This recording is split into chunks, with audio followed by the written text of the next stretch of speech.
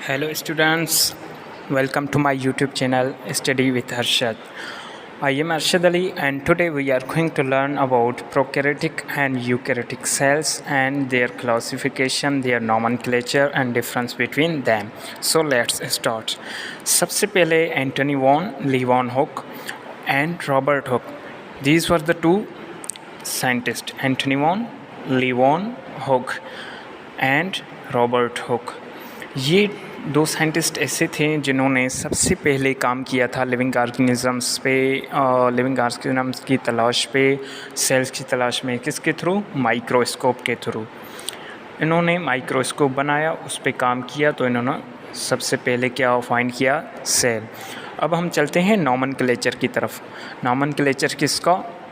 Cell का, मतलब कि सेल प्रोकैरियोटिक है, यूकैरियोटिक ये किसने दिया था? चेटोन नाम एक साइंटिस्ट था जिसने 1937 में क्लासिफिकेशन दी। इन्होंने दो बड़े ग्रुप में क्लासिफाई किया था सेल्स को। कौन से दो बड़े ग्रुप थे? एक ग्रुप था प्रोकैरियोट्स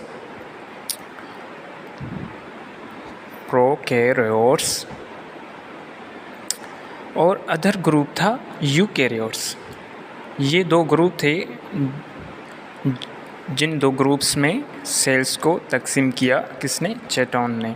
अब हम चलते हैं नॉमेनक्लेचर की मीनिंग की तरफ। प्रो मीन्स अर्लियर और बिफोर और earlier, and karyon means nucleus. So it means those cells which lack nucleus और न्यूक्लियर मेम्ब्रेन, मतलब कि इन सेल्स में न्यूक्लियस परफेक्ट नहीं होता। हम चलते हैं यूकैरियोट्स की तरफ। यू मीन्स के true, perfect, complete, and karyon means nucleus. इनका मतलब हुआ कि those cells which have true nucleus means they have nuclear membrane on their nucleus and also they have membrane bounded organelles. अब हम इनकी हिस्ट्री की तरफ चलते हैं। तो ये है 3.5 बिलियन ईयर्स अगो ये फाइंड आउट हुए थे कि ये इतने पुराने हैं, मतलब कि ये अर्थ पे रहते थे, हमारी ज़मीन पे। और यूकैरियोट्स जो हैं ये इवॉल्व हुए हैं प्रोकैरियोट्स से तकरीबन 2.7 बिलियन ईयर्स अगो, मतलब कि प्रोकैरियोट्स में 1 to 1.5 billion years of prokaryotic evolution, मतलब प्रोकैरियोट्स में एवोल्यूशन हुई जिसके नतीजे में यूकैरियोट्स बने। Years of prokaryotic evolution. So समझ में आया? अब हम चलते हैं स्ट्रक्चर की तरफ। तो ये है मेम्ब्रेन बाउंडेड ऑर्गेनेल्स जो कि यूकैरियोट्स में प्रेजेंट होते हैं और प्रोकैरियोट्स में नहीं होते। ये है स्ट्रक्चर हम बनाते हैं। हम बना रहे हैं स्ट्रक्चर ऑफ प्रोकैरियोटिक सेल, जिसमें मैं दिखा रहा हूँ। ये जो आउटर साइड पे है ये उसका कैप्सूल है, फिर सेल वॉल है, फिर सेल मेम्ब्रेन है। ये कैप्सूल का टोटल पर सेल स्ट्रक्चर। यहाँ पर ये मैं फ्लैजेला बना रहा हूँ जो कि एक लोकोमोटरी ऑर्गन होता है प्रोकैरियोटिक सेल में। ये रहा डीएनए जो कि एक सिंगल मॉलिक्यूल की तरह होता है और उसमें राइबोसोम्स नज़र आ रहे हैं आपको सेल साइटोप्लाज्म में। ये फ्लैजिला, ये कैप्सूल, ये सेल वॉल और ये रहा सेल मेम्ब्रेन। ये रहा डीएनए जो कि न्यूक्लियाइड, मतलब इस स्ट्रक्चर को न्यूक्लियाइड कहते हैं जिस जगह पे ये मौजूद हो। ये रहा राइबोसोम, ये रहा साइटोप्लाज्म।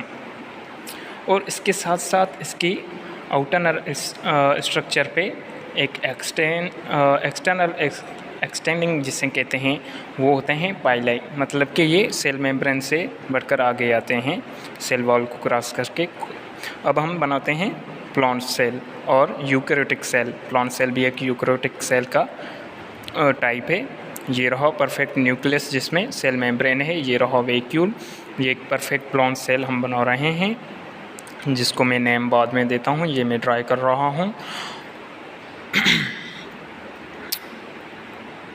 और ये मैं एनिमल सेल बनाता चलता हूँ। ये cell,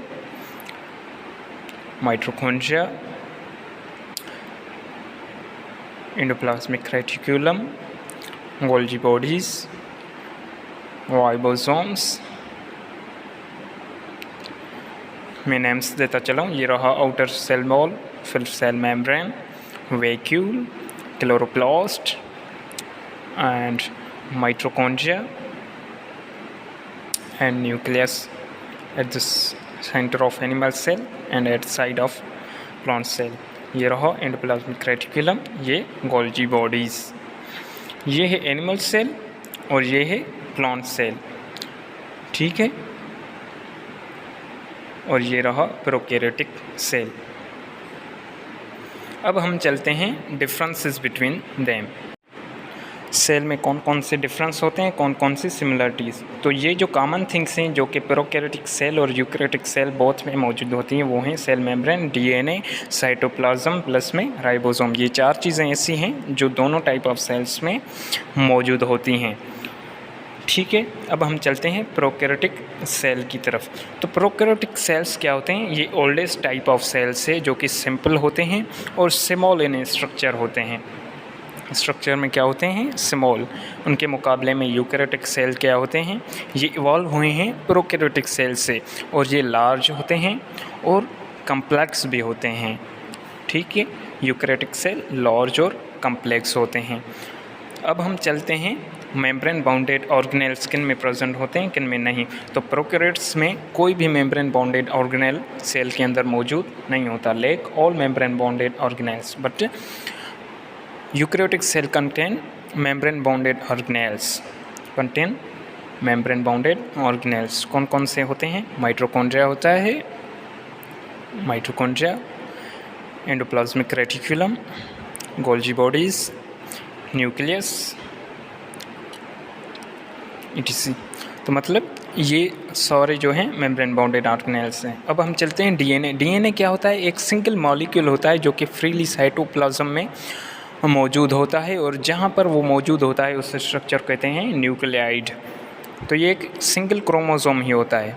but DNA of eukaryotic cell क्या होता है, वो न्यूक्लियस में प्रेजेंट होता है और उसमें कॉम्प्लेक्स और मल्टीलीनियर क्रोमोसोम्स बनते हैं उसमें से, ठीक है। अब हम चलते हैं न्यूक्लियर मेम्ब्रेन की तरफ। तो न्यूक्लियर मेम्ब्रेन प्रोकैरियोटिक सेल्स में मौजूद नहीं होती, जबकि यूकैरियोटिक सेल्स में न्यूक्लियर मेम्ब्रेन प्रेजेंट होती है।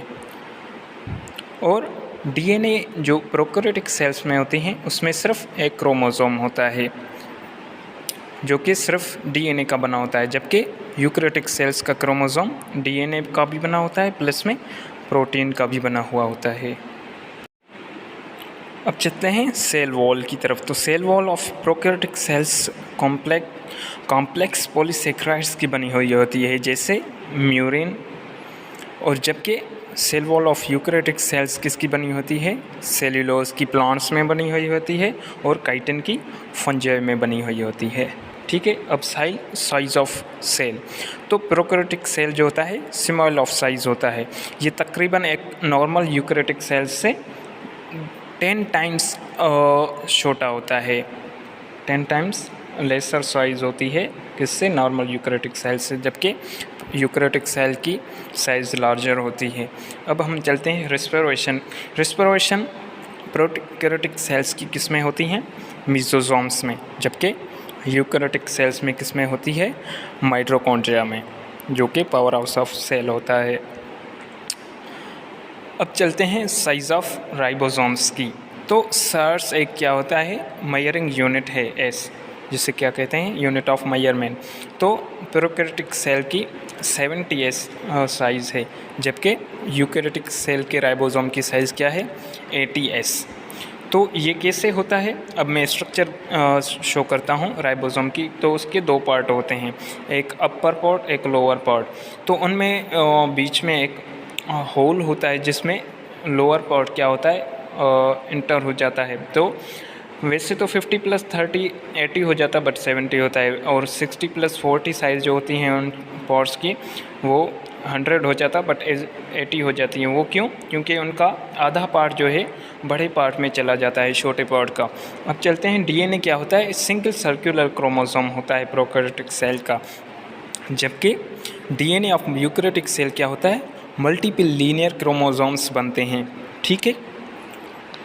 अब मैं फाइनली एग्जांपल्स बताता हूँ किसके, प्रोकैरियोटिक सेल्स के। क्या ये एग्जांपल्स? बैक्टीरिया है, साइनोबैक्टीरिया है जो कि मोस्टली यूनिसेल्युलर्स होते हैं, और यूकैरियोटिक सेल्स के एनिमल सेल्स होते हैं, प्लांट सेल होते हैं, तो ये मोस्टली मल्टीसेल्युलर, ठीक है, जबकि प्रोकैरियोटिक सेल मोस्टली यूनिसेल्युलर होते हैं। So finally, this is my YouTube channel Study with Arshad. Subscribe my channel and press the bell icon. And if you have any question, you can ask through my email and WhatsApp number given. Thank you finally.